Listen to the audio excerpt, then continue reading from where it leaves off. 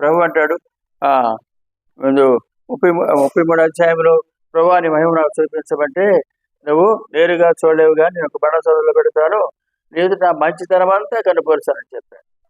ఆ మంచితనం అంతా ఏమిటి? ఆ మంచితనం ఇక్కడ తెలియజేస్తున్నాడు 34 అధ్యాయంలో. 34 అధ్యాయంలో ప్రభు ఏమంటాడు? ఆయన అతని ఎదుట యెహోవా అతని దాటి వెళుతూ యెహోవా కనికరము దయ దీర్ఘశాంతము విస్తారమైన కృపాసత్యముల దేవుడైన యెహోవా. ఆయన దయ అంటే ఆయన నామం ప్రకటిస్తాడు. నామం అంటే ఆయన గుణలక్షణాలు, దేవునికి గుణలక్షణాలు. ఆయన నామం ఆయనకు గుణలక్షణాలు తెలియజేస్తున్నది. ఆ గుణలక్షణాలు ఏమిటి ఇక్కడ చూపిస్తూ ప్రకటించాడు. ఆయన దయ, ఆయనకు కనికరము, ఆయన కటాక్షం. తర్వాత 1000 మంది ప్రభువును చూపుచు ఆయన దోషమును అపరాధ పాపను క్షమించిన కానీ ఆయన ఏమాత్రం దోషులను నిర్దోషులుగా ఎంచడు. కృపా కనికరము దయాదాక్షం గల దేవుడు అదే సమయంలో న్యాయవంతుడైన దేవుడు. దోషులు నిర్దోషులుగా ఎంచడు. ఎవరైతే తమ పాపాలు ఒప్పుకుంటారో వారి పాపాలు క్షమిస్తాడు. కానీ ఆ దోషులుగా నిర్దోషులుగా చేయడు. వాడు ఆ దోషాన్ని ప్రభువుకి వచ్చి ఒప్పుకొని విడిచిపెడితే ప్రభు వారిని ఖండిస్తాడు. లేకపోతే దోషాలను ఖచ్చితంగా ఆయన శిక్షిస్తాడు. న్యాయవంతుడైన దేవుడు కనుక అది ఆయన యొక్క గుణలక్షణాలు. అది ఆయన యొక్క మహిమ, ఇంట్రిన్సిక్ గ్లోరీ అంటారు. అంటే ఆయనలో ఉన్నటువంటి సహజ సంబంధమైన మహిమ. అయితే మనకు మోషే ప్రత్యక్ష గుడారాన్ని పూర్తి చేసినప్పుడు, తర్వాత సొలొమోను మందిరాన్ని పూర్తి చేసినప్పుడు కూడా యెహోవా తేజో మహిమ దిగిందని మనం చదువుతాం. తేజో అది డిమాన్స్ట్రేటెడ్ గ్లోరీ, ఆయన ప్రదర్శించబడినటువంటి మహిమ. కనుక ఇక్కడ ఆ మహిమ కొరకు మనం సృష్టించబడినాం. ఆ మహిమ కొరకు సృష్టించబడటానికి ఏంటి మరి? ఆయనేమో దయా కృపా కార్యక్రమం, జాలి గల దేవుడు, దీర్ఘశాంతం గల దేవుడు, పాపాన్ని క్షమించే దేవుడు. అది ఎట్లా మనం అంటే ఆ గుణలక్షణాలు మనకు అనుపరచాలి. అలాగే దేవుని మహిమపరుస్తాం. ఆయన గుణలక్షణాలని ఆయన అంగీకరించడం ద్వారా, ఆ పరిశుద్ధాత్మ కలిగి ఉండడం ద్వారా, పరిశుద్ధాత్మ సహాయంతో ఈ గుణలక్షణాలను మనం లోకాన్ని ప్రదర్శించడం ద్వారా దేవుని మహిమపరుస్తాం. ఇది మా దేవుని యొక్క లక్షణము, దేవుని యొక్క మంచితనము, దేవుని కృప, దేవుని యొక్క దయ, దేవుని కటాక్షము. మా దేవుడు ఇలా ఉంటాడు అని మన జీవితం ద్వారా, మన మాటల ద్వారా చూపించాలి. అలాగే మనం దేవుని మహిమపరుస్తాం. దేవుని మహిమపరుస్తాం. తర్వాత 50 కీర్తనలు అంటాడు కదా, స్తుతియాగం అర్పించేవాడు నన్ను, స్తుతియాగం అర్పించి కూడా అంటే ఆయన గుణలక్షణాలు మనం అర్పించిన దాన్ని వ్యక్తపరుచుతా, ఆయన కీర్తించుతా, అది ఆయన మహిమపరుచుతాయి. కనుక ఇక్కడ 100వ కీర్తన చదువుకున్నాం కదా మనం. 100వ కీర్తనలో ఏమంటే సంతోషంతో యెహోవాను సేవించుడి అని 2వ వచనం మనం చదువుతున్నాం. 100వ కీర్తన చదువుకున్నాం ఇందాక. 100వ కీర్తనలో సంతోషంతో యెహోవాను సేవించుడి, సంతోషముతో యెహోవాను. ఇటువంటి దేవుణ్ణి ఆయన సేవించాలి. అంటే ఆ సేవించటంలో ఆరాధన కూడా ఉంటుంది. సంతోషంతో ఆయన సేవించాలి. బలవంతంగా కాదు, లేక దుఃఖంతో కాదు, విచారంతో కాదు, కృతజ్ఞతలో కాదు, కానీ సంతోషంతో. ఎందుకని? యెహోవాను, ఆయన గొప్ప దేవుడు. తర్వాత వివరిస్తాడు ఆయన గుణలక్షణాలు. ఆయన గొప్ప దేవుడు కాబట్టి ఆ గొప్ప రాజాధిరాజును సేవించేటువంటి గొప్ప ఆధిక్యత. కాబట్టి సంతోషంతో ఇప్పుడు ఎవరికైనా అమెరికాలో ఉద్యోగం వచ్చిందనుకో, అమెరికాలో ఉద్యోగం వచ్చింది ఏమంటారు? సంతోషంతో ఉంటారు వాళ్ళు. తల్లిదండ్రులు చెప్పుకుంటారు, మా కొడుకు పోతున్నాడు అక్కడ, పెద్ద ఉద్యోగం వచ్చింది, పెద్ద ప్యాకేజ్ వచ్చింది, 10 లక్షలు నెలకి జీతం. లేకపోతే చెప్పుకుంటారు సంవత్సరానికి ఎంత జీతం చెప్పుకుంటారు. ఎందుకు? అక్కడ మంచి దేశం కాబట్టి. లేదా ఇక్కడ అయినా మరి సెంట్రల్ గవర్నమెంట్లో ఉద్యోగం వస్తే ఎంతో సంతోషిస్తారు. ఇది నాలుగు గవర్నమెంట్ ఉద్యోగాలు రావట్లేదు, అందరూ ప్రైవేట్ ఉద్యోగాలే. ఎందుకంటే తిరిగి మన దరిద్రంలో తీసుకోవాలనుకుంటున్నారు. దరిద్రతలోకి క్రైస్తత్వం ఏమో ఉన్నత తీసుకొచ్చింది, కానీ ఈ సనాతన ధర్మం ఏం చేస్తుంది? మనల్ని తిరిగి దరిద్రంలో తీసుకుని పోవాలని ఉద్యోగాలు లేకుండా చేస్తామని. కనుక ఏమైంది? సరే, మన దేవుణ్ణి సేవించడం ఆయన గొప్ప దేవాదేవుడు, రాజాదిరాజు, ప్రభువుల ప్రభు. ఆయన సేవించడం గొప్ప భాగ్యం. సంతోషంతో ఆయన సేవకు పిలుచుకున్నాడంటే అది గొప్ప ఆధిక్యత. అలానే సెంట్రల్ గవర్నమెంట్ చేర్చుకున్నది గొప్ప ఆధిక్యత, ఎంతో సంతోషం. అలాగనే మనం సంతోషంతో ఆయన సేవించాలి, ఇది గొప్ప భాగ్యమైన సంగతి గుర్తించాలి. మరి మనం చూస్తాం ఇక్కడ మొదటి రాజుల గ్రంథము 10వ అధ్యాయం. అక్కడ షీబా దేశపురాణి వచ్చి సొలొమోను రాజు యొక్క గొప్ప ఘనతను, గొప్పతనం చూస్తుంది. ఆమె వచ్చి ఇచ్చిన సాక్ష్యం ఏంటి చూడండి. మొదటి రాజుల గ్రంథం మనకు తెలిసిందే. మొదటి రాజుల గ్రంథము 10వ అధ్యాయం, 1 Kings chapter 10. ఆమె చెప్పే మాట చూడండి. మొదటి రాజుల గ్రంథము 10వ అధ్యాయం. మొదటి రాజుల గ్రంథము 10వ అధ్యాయం 7వ వచనం. అందరం కలిసి చదువుకుందామా? 7వ వచనం. మొదటి రాజుల గ్రంథము 10వ అధ్యాయం 7వ వచనం చదవండి. రాజు అయితే నేను వచ్చి కళ్ళ చూడకుండా ఆ మాట ఉన్నదానిలో సగమైన నాతో చెప్పబడలేదని ఇప్పుడు నేను తెలుసుకొనిచున్నాను. నీ జ్ఞానమును నీ భాగ్యము నేను విన్నదాన్ని బహుగా మెచ్చినవి. నీ జనులు భాగ్యవంతులు. 8వ వచనం. నీ జనులు భాగ్యవంతులు, నీ ముందర ఎల్లప్పుడూ నిలిచిన జ్ఞానవంతులు సేవకులు భాగ్యవంతులు. అయ్యా, నాకు చెప్పబడింది కొద్దిగే, కానీ నేను చూసింది ఎంతో ఎక్కువగా ఉన్నది అని ఏమంటుంది? నీ జనులు 8వ వచనం. నీ జనులు భాగ్యవంతులు, నీ ముందర ఎల్లప్పుడూ నిలిచి నీ జ్ఞానవచనం నీ సేవకులు. నీ సేవకులను భాగ్యవంతులు. ఆ సేవకులు రాజు యొక్క సమీపంలో ఉండి రాజు ముందర పనిచేసేవారు, ఆయన మాటలు వినేవారు ఎంతో భాగ్యవంతులు. జ్ఞానం ఆయన మాటలు వింటూ ఉంటారు. ఆయన దగ్గరికి వచ్చేవారికి ఆయన విచారణ చేసినప్పుడు, ఆయనకు వచ్చేవారికి ఆయన సలహా ఇచ్చినప్పుడు, ఆయన దగ్గరికి వచ్చేవారికి సమస్య పరిష్కరించినప్పుడు ఆ మాటలను వారు వింటూ ఉంటారు. ఆ సేవకులు వాళ్ళు ఎంత భాగ్యవంతులయ్యా, నీ జ్ఞానాన్ని వింటున్నారు అని ఆమె షేబారాన్ని పొగుడుతా ఉంది.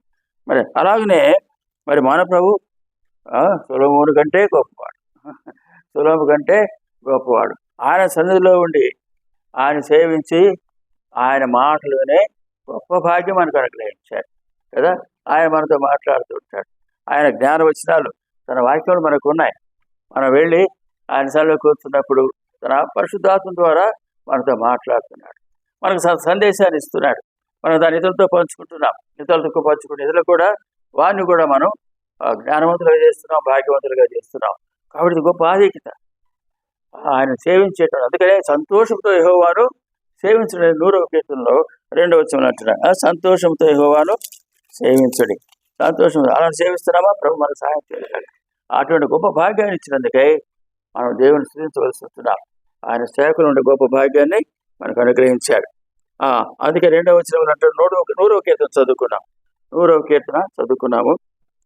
2వ వచనం. సంతోషముతో యెహోవాను సేవించడి, కనుక ఉత్సాహగానము చేయొచ్చు ఆయన సన్నిధికి. ఉత్సాహగానం, ఈ సంతోషంతో యెహోవాను సేవించమంటాడు. మనకున్నటువంటి పరిస్థితి ఎలా ఉన్నప్పటికీ ఆ సంతోషాన్ని ప్రభు మనకు అనుగ్రహించాడు. ఈ సంతోషాన్ని పుట్టించేవాడు ప్రభువే. మనం ప్రభుని అంగీకరించిన తర్వాత పరిశుద్ధాత్మ మనకు వస్తాడు కాబట్టి మనలో ఉండి ఈ యొక్క సంతోషం మనలో పుట్టిస్తాడు ఆయన. ఆత్మఫలం ఏమిటి? ఆత్మఫలము ప్రేమ, సంతోషము, సమాధానము, దీర్ఘశాంతము, దయాళుత, ఇవన్నీ ఉన్నాయి. కాబట్టి సంతోషము పరిశుద్ధాత్మ మనకు అనుగ్రహిస్తాడు. కనుక సంతోషంతో పరిశుద్ధాత్మ మనం సేవించవచ్చును. ఇదే 4వ కీర్తనలు ఏమంటాడు చూడండి.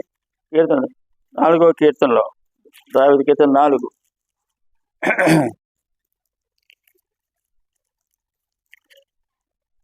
4వ కీర్తన 7వ వచనం.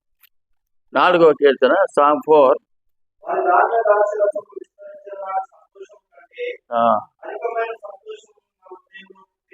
నా హృదయములో పుట్టించితే వారి ధాన్య ద్రాక్షారసములు విస్తరించినాడు సంతోషము కంటే.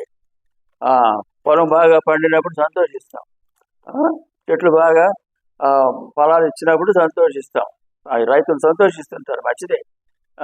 అది ప్రభు ఇచ్చాడు కాబట్టి దానికంటే కూడా నేనేమంటా అధికమైన సంతోషము నా హృదయంలో పుట్టిస్తాడు.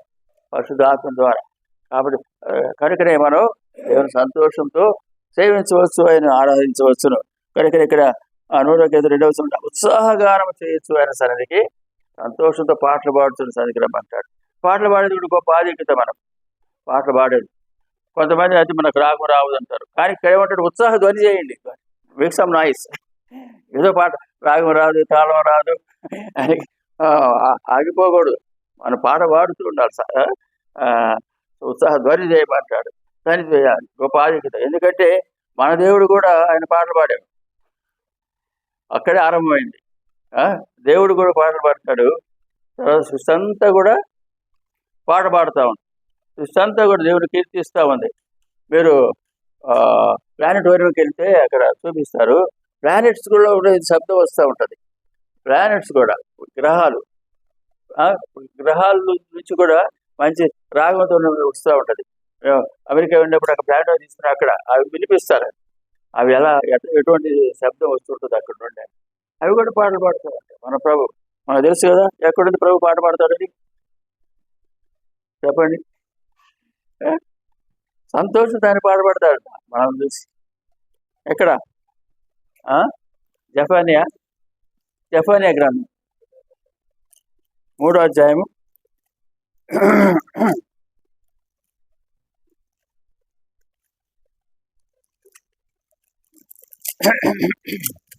17వ వచనం. జఫన్యా, బుక్ ఆఫ్ జఫన్యా, తెలుగు బైబిల్లో 774వ పేజ్, 774వ పేజ్, 774, 17వ వచనం. కలిసి చదువుకుందామా? నీ దేవుడైన యెహోవా నీ మధ్య ఉన్నాడు, ఆయన శక్తిమంతుడు, ఆయన మిమ్మల్ని రక్షించును, ఆయన బహు ఆనందంతో నేను సంతోషించును, నీ యందు తనకున్న ప్రేమను బట్టి శాంతం వహించి నేను సంతోషంతో ఆయన హర్షించును. తనకున్న ప్రేమను బట్టి శాంతం వహించి నీ యందు సంతోషం చేత ఆయన హర్షించడం తెలుగులో ఉంది. ఆయన ఈ సింగింగ్ అని ఉంది కదా, 3:17, జఫన్యా 3:17.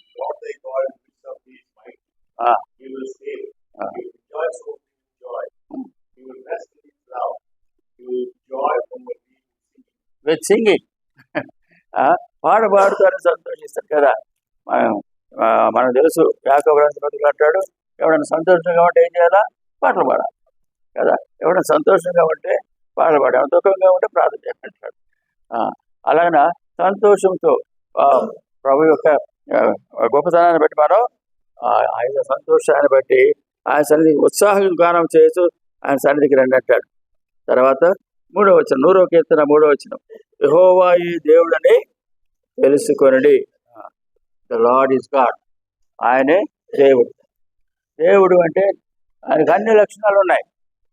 ఆయన దేవుడు సర్వశక్తిమంతుడు, ఆయన సర్వాధికారి, సార్వభౌముడైన దేవుడు, సార్వభౌముడైన దేవుడు. ఆయనే దేవుడు. దానికి చెప్తాడు, దానికి ఎందుకు ఆయనే దేవుడు అంటున్నావు? మిగతా వాళ్ళు ఉన్నారు కానీ వాళ్ళ దేవుడు కాదు. ఇర్మియా గ్రంథం 10వ అధ్యాయం 10వ వచనం చూడండి. ఇర్మియా గ్రంథము 10వ అధ్యాయం 10వ వచనం, బుక్ ఆఫ్ జెర్మియా 10వ అధ్యాయం 10వ వచనం.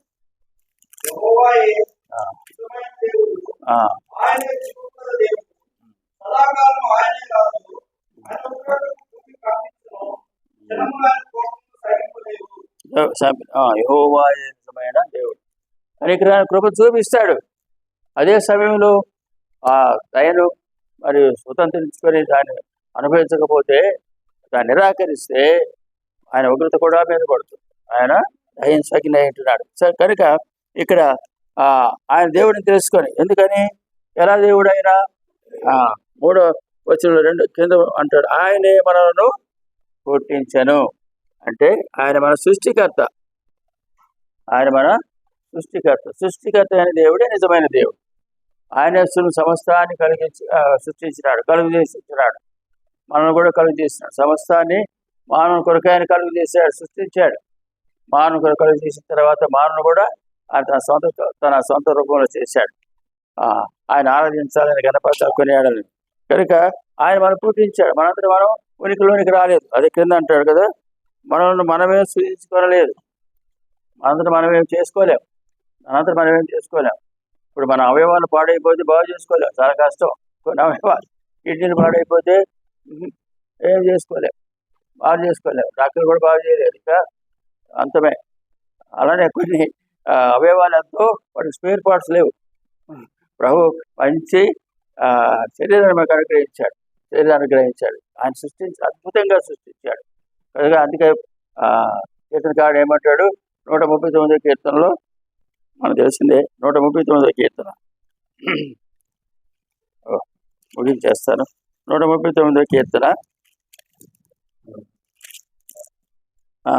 14వ వచనం. 14 చూడండి.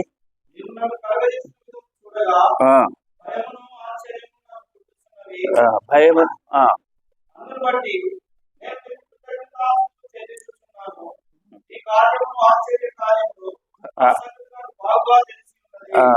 నీవు నన్ను కలుగజేసి చూడగా భయమును ఆశ్చర్యము నాకు. భయము ఆశ్చర్యం ఆయన మాకు కలుగు చేసిన విధం ఎంత అద్భుతమైన విధానం కలుగు చేశాడు. ఇక్కడ మంచి కంప్యూటర్ పెట్టాడు కదా.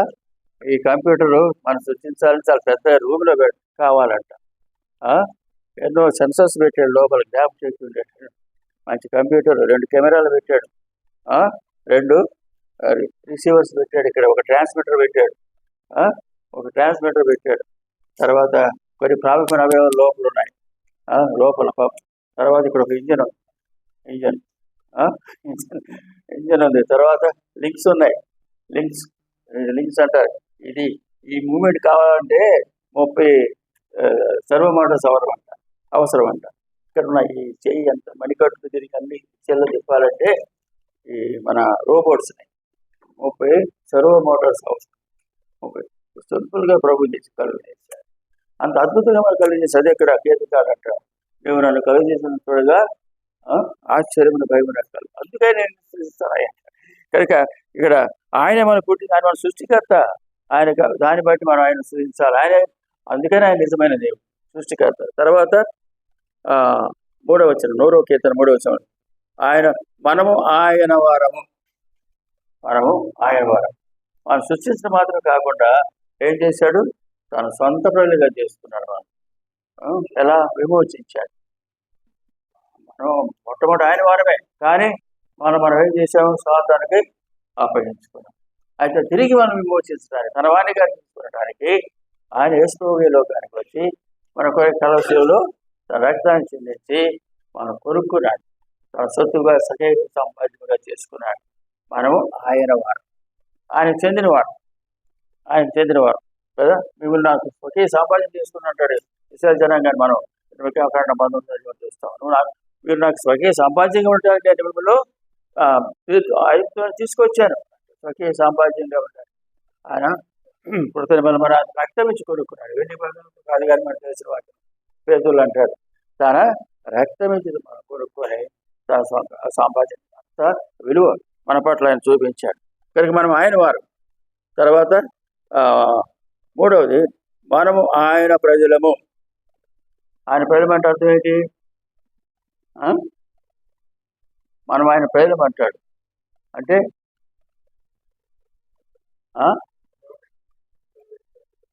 విలువ పెట్టుకుని అది మనం ఆయన వారం అయిపోయాం కదా. అది విమోచించాడు. ఆయన ప్రజలం అంటే ఆయన మనకు రాజు, మన పరిపాలన చేస్తుంది. మనము ఆయన ప్రజలము. ఆయన మనల్ని ఏం చేస్తున్నాడు, పరిపాలన చేస్తున్నాడు, పాలిస్తున్నాడు. ఆయన మన పరిపాలన చేస్తున్నాడు, మనకు రాజుగా ఉన్నాడు, నీతిగా రాజుగా ఉన్నాడు, నీతిగా న్యాయపతిగా మనకు రండి రాజుగా. రాజు ఏం చేస్తాడు, చాలాసార్లు చెప్తాడు. రాజు ఏం చేస్తాడంట, రాజు ఏం చేస్తాడు,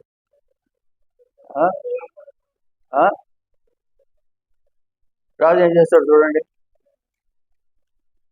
మొదటి సమూయేలు గ్రంథం, అక్కడ సమూయేలు కాలంలో మాకు న్యాయపతి మాకు రాజు కావాలంటే, వాళ్ళలాగానే మాకు రాజు కావాలి. ఎవరు మీకు రాజు అంటే వాళ్ళే చెప్తారు చూడండి. మొదటి సమూయేలు గ్రంథం, సమూయేలు దగ్గరికి వచ్చి అంటారు వాడు. మొదటి సమూయేలు గ్రంథం మొదటి సమయాలు 8వ అధ్యాయం 5వ వచనం. మొదటి సమయాలు 8. చదువయ్యా.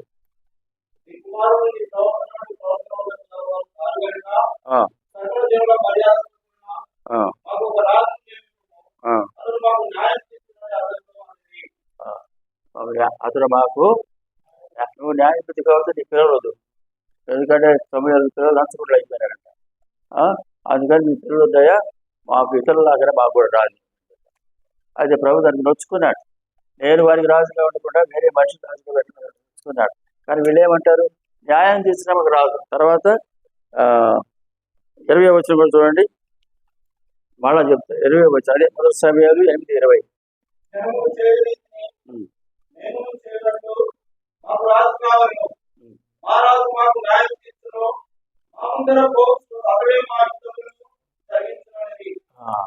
అక్కడ రాజు ఏం చేస్తాడట, న్యాయం తీరుస్తాడు, జ్యుడిషియల్ గా ఉంటాడు.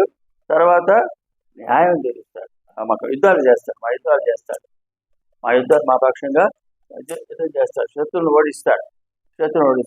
కనుకనే మాకు రాజు కావాలంటున్నాడు.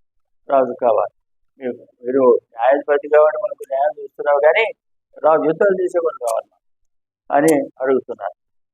కనుక రాజు అంటే యుద్ధాలు చేసేవాడు, మనకంటే శత్రువులు ఓడించేవాడు, మనల్ని భద్రత సంరక్షించేటువంటి వాడు రాజు. మరి మన ప్రభు అలానే అందరి పక్షంగా శత్రువుని సాతాను ఓడించి వేశాడు, వారిని బాహాటంగా తీసుకొచ్చి బయలుపరిచాడు. కనుక అది మనం పరిశుద్ధ ఆసుపత్రిలో చూస్తాం. కనుక మన రాజు కావాలని న్యాయం తీరుస్తున్నాడు, పాలిస్తున్నాడు, భక్తులను కూడా తీరుస్తున్నాడు. అదే రాజు ఎగ్జిక్యూటివ్ అంటారు. ఆయనకి ఎగ్జిక్యూటివ్, జ్యుడిషియరీ, తర్వాత ఆర్మీ ఉంటుంది. మూడు ఉంటాయి.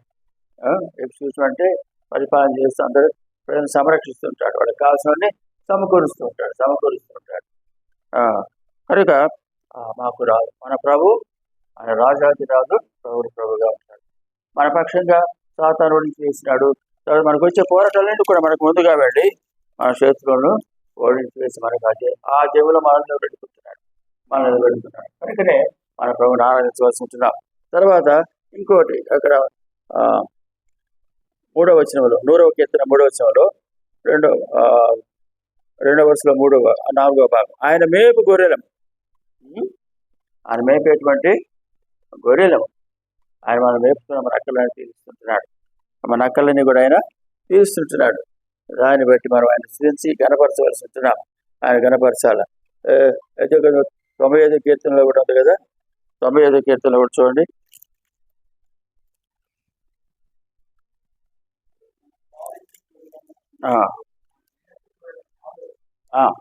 ఆరో వచ్చింది, ఆయన పాలించు ప్రజలు, పరిపాలన చేసినట్టు రాజు. తర్వాత ఆయన మేపు గొర్రెలు. మనకు 23వ కీర్తనలో తెలిసిందే, ఆయన పచ్చికల సొలపరణ చేస్తున్నాడు, శాంతికరమైన జలనిర్మాణంలో నడిపిస్తున్నాడు, శాంతికరమైన జలనిర్మాణం నడిపిస్తున్నాడు, మన ప్రాణం సేవ తీసుకుంటున్నాడు, తన నీతి మార్గంలో నడిపిస్తుంటున్నాడు. కృపాక్షేమములే మా వెంట వచ్చు. మనకు కృపాక్షేమం ఉండేటట్టుగా ఆ కాపరి ముందుగా వెళ్ళిన పరిస్థితులు సరి చేస్తుంటున్నాడు. కృపాక్ష వెంట వచ్చు. 23వ కీర్తనగా మన ప్రభు ఆయన మంచి కాపరి, మనకు ప్రాణం పెట్టాడు. తర్వాత గొప్ప కాపరి మనం సహాయం చేస్తున్నాడు. మనం ఎబ్రీ రాష్ట్రపతి చదువుతాం. తర్వాత ప్రధాన కాపరిగా ప్రత్యక్షం కాబోతున్నాడు. తర్వాత మనకు ఆయన ఈవులు ఇవ్వబోతున్నాడు, బహుమానాలు ఇవ్వబోతున్నాడు. అంత మాత్రం కాకుండా ఆయన మన పరలోకపు కాపరి. ఈసారి వాగ్దానం కూడా సంఘ వాగ్దానం లేదు కదా, పరలోక కాపరి ఆయన మనకు జీవజలముల మొగలకి ఆయన వారి నడిపించలో ఆయన కాపరి కావండి. ఆయన మనను నడిపిస్తారు. ఇక్కడ మాత్రం కాపరి కాదు, భగవానిచు కాదు, అక్కడ పరలోకంలో కూడా ఆయన మన ముందుగా మనం జీవజల మొగలు నడిపిస్తాడు. ఇటువంటి గొప్ప ప్రభువుని మనం ఆరాధించాలి. అందుకనే 100వ కీర్తన 4వ వచనంలో ఏమంటాడు చూడండి. 4వ వచనం పది చదువుకుందామా. కృతజ్ఞత అర్పణ చెల్లించుతూ ఆయన గుమ్మంలో ప్రవేశించుడి, కీర్తనలు పాడుతూ ఆయన ఆవరణంలో ప్రవేశించాడు. ఇక్కడికి వచ్చేటప్పుడే స్థితి కీర్తన రావాలి, మనం కీర్తన పాడుతాన్ని మందికి రావాలి. తర్వాత 5వ వచనం, సారీ, ఆయన స్తుతించుడి, ఆయన నామమును ఘనపరచు. ఆయన స్తుతించాలి, ఆయన గుణనాలు మనం పేర్కొని తర్వాత ఆయన్ను మనం ఘనపరచాలి. మన దేవుడిగా, మన ప్రభువుగా, మన రాజుగా, మన సృష్టికర్తగా, మన కాపరిగా ఉంటాడు కాబట్టి ఆయన మనం ఘనపరచవలసి ఉంటున్నాం. మన స్తుతి యాగం అర్పించడం ద్వారా ఘనపరుస్తాం. తర్వాత చివరికి 5వ వచనం, 3వ కీర్తన 5వ వచనం చదవండి. యెహోవా దయాళుడు, ఆయన కృప నిత్యమును, ఆయన సత్యము తరతరములను. యెహోవా దయాళుడు, ఆయన మంచివాడు, ఎన్నో మంచి కార్యాలు మన పట్ల చేస్తుంటున్నాడు. తర్వాత ఆయన కృప ఎల్లప్పుడూ ఉంటుంది, నిత్యం మార్పు లేనటువంటి ప్రభు. అంత మాత్రమే కాకుండా ఆయన సత్యవంతుడు తరతరాలు. కనుక వీటన్నిటిని బయట ఇవి కొంతమట్టుకైనా మన జీవితంలో మనమైతే ఆయన స్థితి కనపరిచి కొనియాడవచ్చు. ఆయన మన నుంచి కోరేది అదే, ఎంతో చేశాడు మనకు. ఆయన కోరేది కృతజ్ఞత, స్తుతి, ఆరాధన. అలాగన మరి కొన్ని తలంపులతో మనం కొద్దిసేపు ఆరాధన గడుపుతాము. క్లుప్తంగా బిగ్గరగా ఆరాధన చేయండి. అయిన తర్వాత మన దేవుని వాక్యం విందాం. ఆ తర్వాత కొద్దిసేపు ప్రార్థన గడుపుతాం. దయచేసి ఆరాధన పెడదాం.